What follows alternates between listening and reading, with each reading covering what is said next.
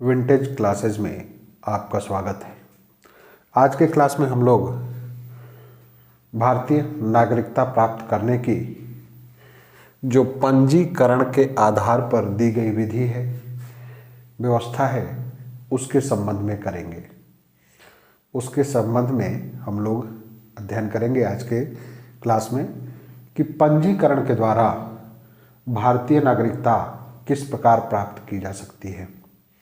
क्योंकि हमने अनुच्छेद 6 कम ख में भी देखा, 6 ख 2 ख का दूसरा पार्ट में देखा कि 19 जुलाई 1948 के उपरांत जो आता है उसे भी पंजीकरण कराना पड़ता है।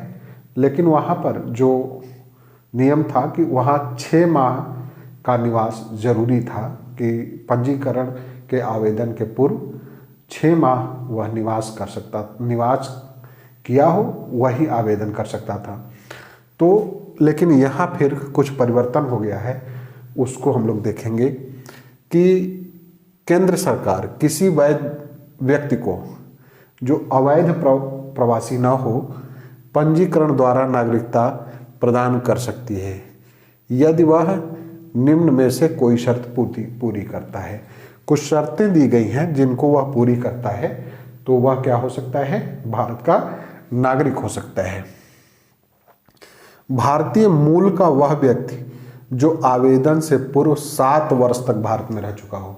वो जो 6 महीने की अवधि थी यहाँ बदल के क्या कर दी गई है, 7 वर्ष। भारतीय मूल का हो लेकिन उसे 7 वर्ष का निवास जरूरी है कि वह भारत में 7 वर्ष निवास कर चुका हो, तभी जो है रजिस्ट्रीकरण द्वारा या पंजीकरण द्वारा भारत का नागरिक हो सकता है। दूसरा है भारतीय मूल का वह व्यक्ति जो अविभाजित भारत के बाहर, अविभाजित भारत के भारत पाकिस्तान जो भी था, अविभाजित भारत के बाहर या अन्य किसी देश में रह रहा हो। अविभाजित भारत के बाहर भी वह किसी अन्य देश में रह रहा हो तो उसे पंजीकरण के आधार पर नागरिकता दी जा सकती है। वह भी भारत में नागरिक होने के लिए आवेदन दे सकता है। ठीक है। तीसरा है भारतीय नागरिक से विवाहित, मतलब जो भी स्त्री या पुरुष, ठीक, जो भी स्त्री या पुरुष भारत की नागरिक से विवाह कर लेता है और जो आवेदन देने से पूर्व 7 वर्ष से भारत में रह रहा हो। विवाह कर लिया हो लेकिन आवेदन वो तभी दे सकता है जब वह भारत में 7 वर्ष तक निवास कर लिया हो। 7 वर्ष से पूर्व वह भारत का नागरिक नहीं बन सकता है।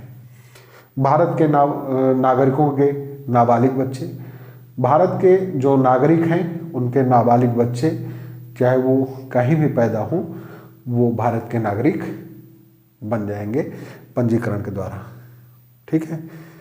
वह व्यक्ति जो पूरी आयु, मतलब वह पूरी आयु प्राप्त कर चुका हो, बालिग हो गया हो तथा क्षमता का हो तथा उसके माता पिता भारत के नागरिक के रूप में पंजीकृत हो।